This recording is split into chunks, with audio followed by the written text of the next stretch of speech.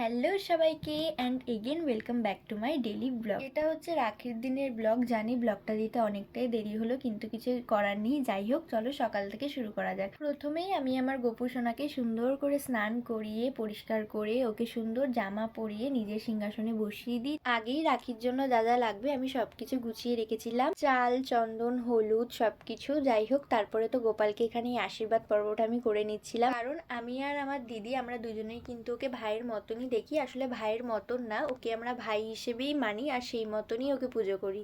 তারপরেই আমি সোজা চলে যাই বড় জামাইবাবুর ঘরে, কারণ এটা হচ্ছে আমার প্রথম বছর রাখি পরানো। আগের বছর কিছু কারণে আমি পড়াতে পারিনি, তাই এটা আমার কাছে প্রথম বছরই।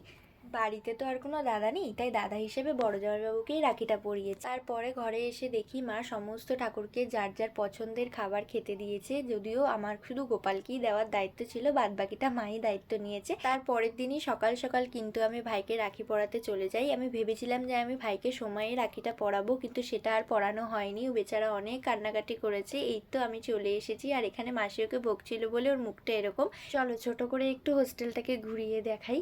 এটাই হচ্ছে ভাইয়ের হোস্টেলের ভিতরের দিকটা। এখানে প্রচুর গাছপালা রয়েছে, আর ভাই এই দিকের বিল্ডিংটাতে থাকে। সামনেই একটা বড় খেলার মাঠ আছে, যেখানে ওরা সারাক্ষণ খেলাধুলো করে। আর এটা হচ্ছে ওদের প্রার্থনার মন্দির, তার পাশেই স্কুল। আর এই দিকেরটা হচ্ছে বড়দের থাকার বিল্ডিং। এই তারপরে ওকে রাখি পরাবো বলে তো আমি কিছু আনিনি, তাই ওকে একটা বিস্কিট আর একটা চিপস কিনে দিলাম। ওকে আমি অতটাও নিয়ম মেনে রাখি পরাতে পারিনি, কিন্তু হ্যাঁ, ও ভীষণই খুশি হয়েছে। সেটা ওর মুখের হাসি দেখেই তোমরা বুঝতে পারছো। হোস্টেলে থাকে বেচারা, অনেক কষ্ট হয় ওর জন্য। যাই হোক, তারপরে মাসি তো মাংস আর ভাত এনেছিল, সেইগুলো খেয়ে দিয়ে এবার ওকে হোস্টেলের ভিতরে ঢুকানোর পালা চলে এসছে। তাই মাসিও টুকটাক যাবতীয় যে জিনিসপত্র লাগবে সেগুলো কিনে দিচ্ছিল।